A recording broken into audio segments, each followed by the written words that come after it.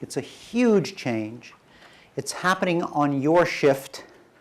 So I get to admire and watch it, and you get to have to do something about it. And so that seems like a fair exchange of effort. And so what I want to do is explain to you in this first class what it's about, give you an overview, and then you can sort of have a sense. And then from there, what we will do in other classes which follow is we will talk about specific kinds of techniques you can use, specific kinds of processes, and also we will have visitors who are expert in those processes so that you'll get a sense of the art involved as well as sort of the conceptual material. Okay? So let me begin then by saying in one slide, which is even more compressed, what's going on with respect to the innovation process. So historically, or at least in your lifetimes, historically since, let's say, 1934, Schumpeter, producers have been thought to be the center of the innovation process. You know, GE proudly says, find a need and fill it, or we bring good things to life. And I had personal experiences that caused me to doubt this years ago.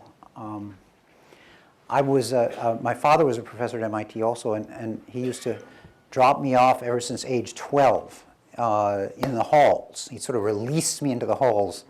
And people at MIT are very tolerant, as you probably figured out.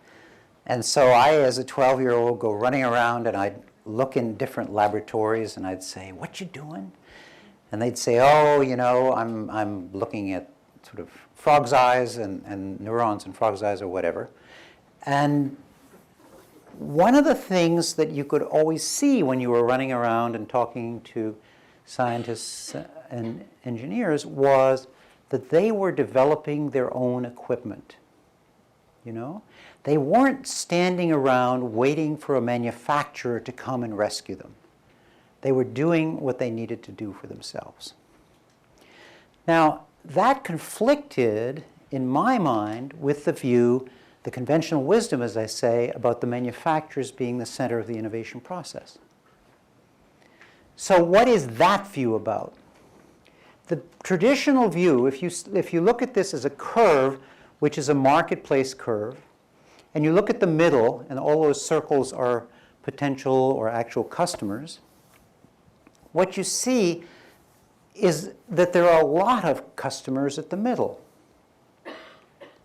And so, what do you think to yourself if you're an economist? You look at that and you say, well, you know, a producer can spread R&D costs across all those users.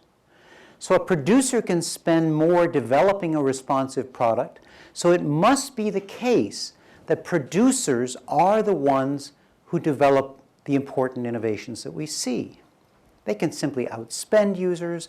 They therefore can hire more expertise and so on and so forth. It must be a producer-centered process.